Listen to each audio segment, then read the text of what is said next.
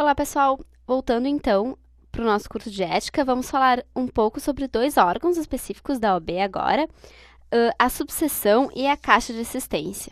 A gente já falou um pouquinho sobre ela, citou, né, a existência desses dois órgãos nas outras aulas, mas então, nessa aula a gente vai ver com um pouquinho mais de cuidado, certo? Bom, a subseção, ela é, na verdade, uma subdivisão, do Conselho Seccional. Então, digamos, pegando o exemplo do Rio Grande do Sul, né? O Rio Grande do Sul, então, ele possui um Conselho Seccional, que é o Conselho Seccional do Estado, aqui está representado ele, então, nos seus limites geográficos. E aí, então, lá em Porto Alegre, digamos, né, a capital, ele possui uma subseção, quer dizer, é uma subdivisão desse Conselho Seccional mais amplo. Aqui, então, essa subseção, ela não tem personalidade jurídica. Na verdade, ela é uma parte autônoma, é assim que a gente denomina ela, o que não significa, então, que ela tem uma personalidade jurídica própria. Isso já foi cobrado na OAB, então é bom a gente saber. Então, ela é uma parte autônoma. A subseção, ela vai existir nos casos específicos, então, em que um ou mais municípios, né, a cargo da seccional, existam, então, né, nessa delimitação, nessa área e nesse limite da subseção, o mínimo de 15 advogados. Então, se a seccional decide, não é obrigatório, tá? A seccional tem que, na verdade, ver advogados, abreviado. A seccional, ela tem que ver, então, como se fala? Me fugiu a palavra. A viabilidade de produzir, então, de criar uma subseção específica. Então, bom, ela vai ver o número de advogados, o número de, enfim, processos existentes, se existe uma vara própria na cidade, várias questões, então, para decidir se ali vale a pena formar uma subseção com fins de organizar um pouco, né, o trabalho de todo esse estado. No caso de Porto Alegre, então, havendo muitos advogados, vai poder, então, possuir essa subseção da OAB. Certo?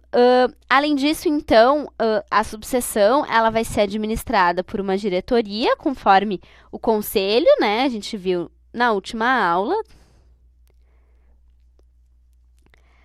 E essa diretoria ela vai poder, na verdade, ser acompanhada de um conselho no caso de existirem, então, mais de 100 advogados, né? A gente vai ver isso, então, logo em seguida, mas em tese, então, o que toda subseção tem que ter é uma diretoria. Isso aqui que é o essencial para, né, claro, conseguir produzir tudo que é necessário, organizar, administrar a própria subseção.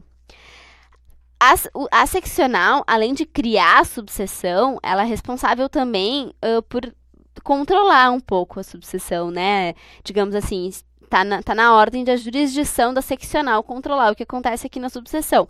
Então, ela pode intervir, conforme a gente já viu também, mas aqui é necessário, então, o quórum de 2/3 dos delegados, né, dos conselheiros, aprovarem, então, essa intervenção na subseção, certo? Bom, no caso, então, conforme eu falei, nas subseções com mais de 100 advogados, o estatuto, então, ele determina que pode haver, então, um conselho próprio, né?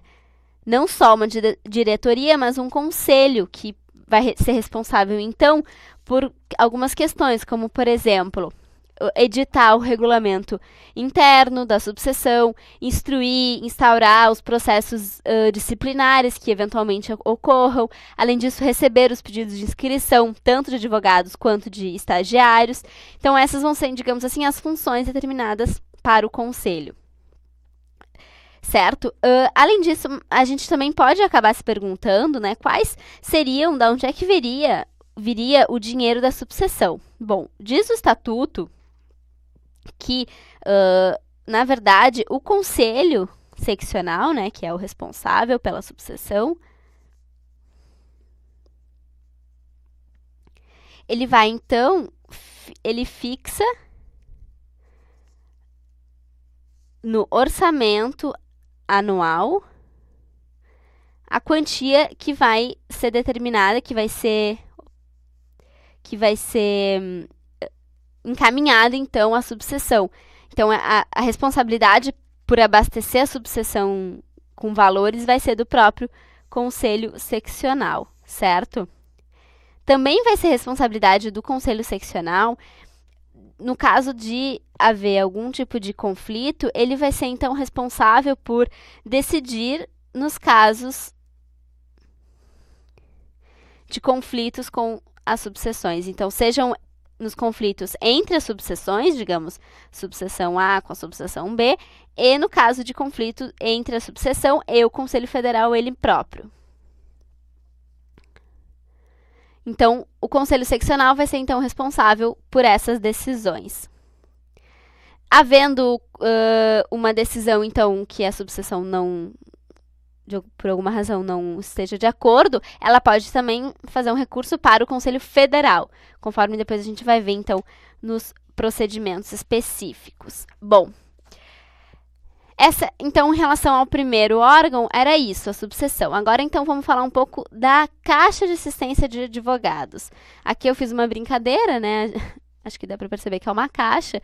E aí é um pouco para a gente se lembrar desse nome, que é um nome meio estranho, e tentar, então, entender por que ele funciona, né? O que seria, então? Como assim uma caixa? Bom, a ideia do órgão é, na verdade, prestar assistência aos advogados, prestar alguns serviços a esses advogados que estejam inscritos, então, na OAB. A Caixa ela vai poder, então, em benefício dos advogados, determinar uma seguridade, né, um valor a ser pago complementar.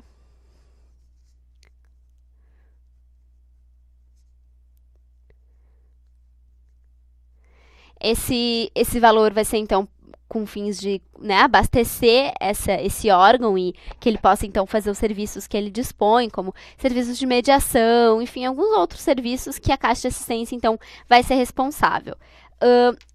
A Caixa, diferente da subseção, ela possui, sim, personalidade jurídica própria.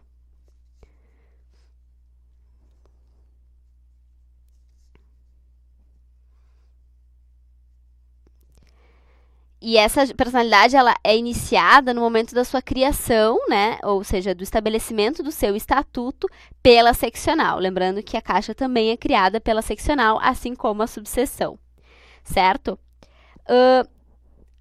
A Caixa ela também vai possuir uma diretoria, que também vai ser formada por 5 membros, que nem os conselhos, e os valores oriundos que vão possibilitar o gerenciamento desses serviços, eles vão vir também do Conselho Seccional, mas é um valor já determinado no Estatuto, que é um valor bem alto. 50%, então, da receita da seccional vai ser encaminhada para a Caixa de Assistência. Bom, mas e como que um advogado pode usufruir desses serviços, né? Para um advogado usufruir, vamos lembrar da nossa querida Silvia. Lembram que ela já apareceu por aqui? Bom, a Silvia, então, ela eventualmente quer usufruir desse exercício, desses serviços que a Caixa oferece, como um exercício de mediação, caso, por exemplo, ela entre em conflito com algum outro advogado. Bom, ela vai precisar, então, estar com a unidade regularizada, então, todos os pagamentos em dia. E, além disso, ela vai precisar de uma carência de 1 ano a partir do momento da sua inscrição na ordem. Então, desde o momento em que ela é inscrita, só após 1 ano é que ela pode usufruir desses benefícios, desses serviços.